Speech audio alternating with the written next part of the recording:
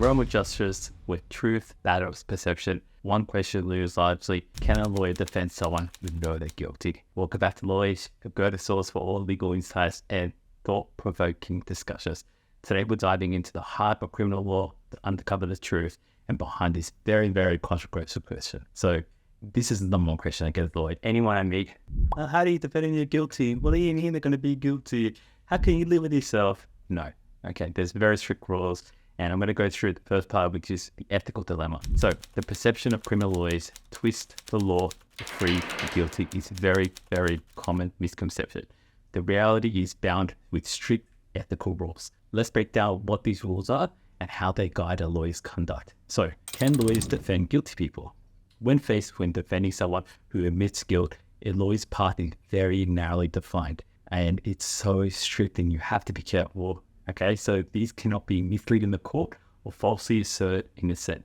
Instead, our role shifts to ensuring a fair trial and that prosecution proves his case beyond reasonable doubt. But what if a client wants to plead not guilty? Well, this is where more rules come in and more issues as to how we perceive the court, because our number one rule is we're an officer of the court, we can't mislead. So what would you do if you find a lawyer and your client confessed guilt but did not want to plead not guilty? Share your thoughts in the comments. I like those scenarios and I want to see people's perception on that.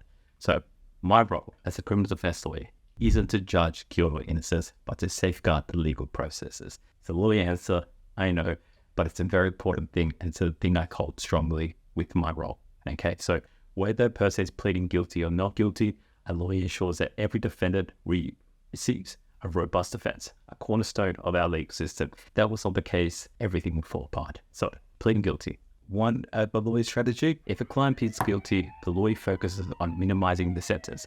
These might include negotiating charges, amending facts, or preparing a very, very strong statistical case. This is very different with every case, so not one case fits all. It's about securing the fairest outcome within the confines of the law. And again, it's our role to be an advocate for them. Now, the fun part.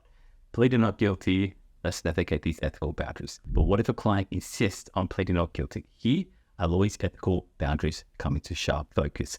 It mind boggles me that anyone else does not follow these rules.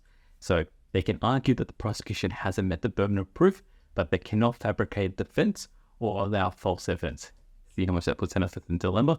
But it's a very important dilemma, and I hold that very truthful to my heart. So the importance of legal representations. This ethical framework ensures that everyone, regardless of guilt, has access to fair representation. It's a fundamental principle that protects us by upholding the integrity of the judicial process. If we don't do it, and if we just accept anything, there'll be mad miscarriage of justice. And it's always the presumption of innocence at any event. But understanding the role of the lawyers, responsibilities of the criminal defense lawyer in particular, helps to demystify these works and reinforces the importance of our legal rights. So now we go down to what happened with me.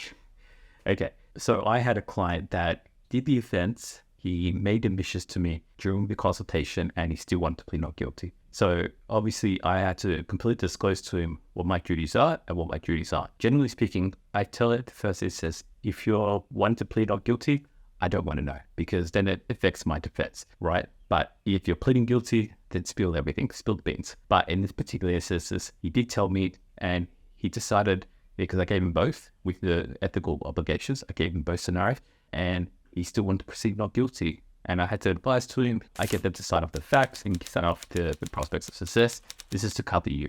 Okay. Second thing is I go through my obligations and what I cannot do, because it's very important to manage expectations, because a lot of people see these things like Better Call Saul and like Suits, one of my favorite shows. It doesn't work like that in Sydney. And if it worked like that in Sydney, every lawyer would be, every criminal defense lawyer, I should say, would be disbarred. And I take that, like I said at the beginning, I take that very seriously. I don't do that for anyone, no client, no person, no family member.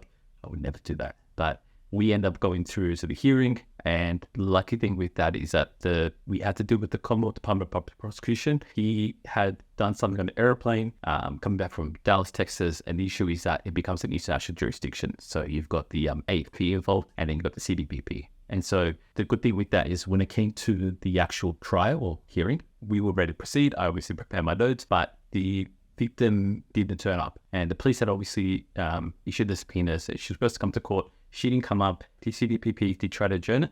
Obviously, I personally adjourned it because it's in the interest of justice, and it would just delay things for another 10 months.